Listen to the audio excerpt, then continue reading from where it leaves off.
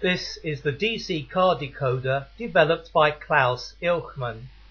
It can come without cables, with lacquered cables or with PVC cables, and usually has a connector which allows you to change the CV value. By placing the chip close to a ruler, you can get some idea of just how small this particular chip is, and will therefore fit in a variety of very small vehicles.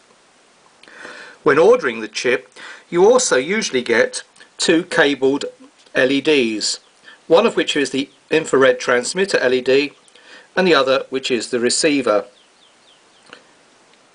A comprehensive wiring diagram shows you how to connect the DC04 chip, noting in particular that most of the LEDs are actually lit by a common positive. To test the DC05 chips, I use this very simple test board. You can see that down here, for instance, are attached the infrared transistors which receive the infrared messages.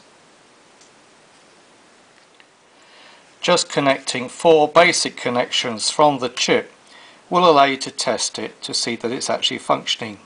Connect the battery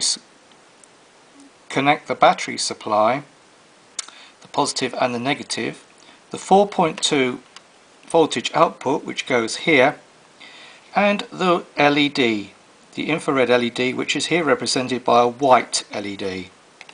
If we now connect it, if everything is working correctly, instantly the LED should start to flash, which it does. So we now know that the chip is actually working. So here is the board. Here is the board connected up, ready for testing.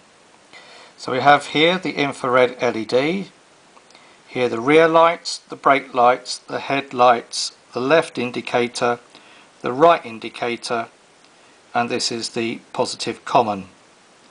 On this side of the board over here we have the infrared receivers, which are sometimes wired the wrong way around. If you have an error, that's often where they are.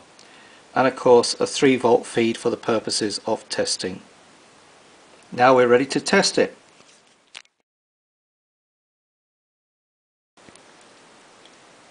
By using one of the function modules, we can test whether the bus is receiving the messages and whether the chip is actually responding appropriately. Numbers 2 and 3, represented by these particular LEDs here, which as you can see are flashing out their little signals, actually control the headlights. So if we move these towards the bus and we look carefully at the test board, we should in effect be able to see the headlight flash on and off. There the headlight goes on using this particular one. If we turn it round, we can now see that the headlight goes off. So these two, on, off, on, off. So we now know that the headlight is working correctly. Having now performed these checks, we can now feel confident that when we fit the chip inside the vehicle, it is functioning correctly. The functions of a DCC controller can also be used to operate the vehicle. Using the function buttons such as the headlight, we can see that the headlights can be toggled on and off. The bell in this particular case, which equates to function 1, will turn on one of the indicator. Again, it's toggling. Another function will clearly operate the other indicator. By pressing 1 and 2, we can actually give a kind of warning light effect.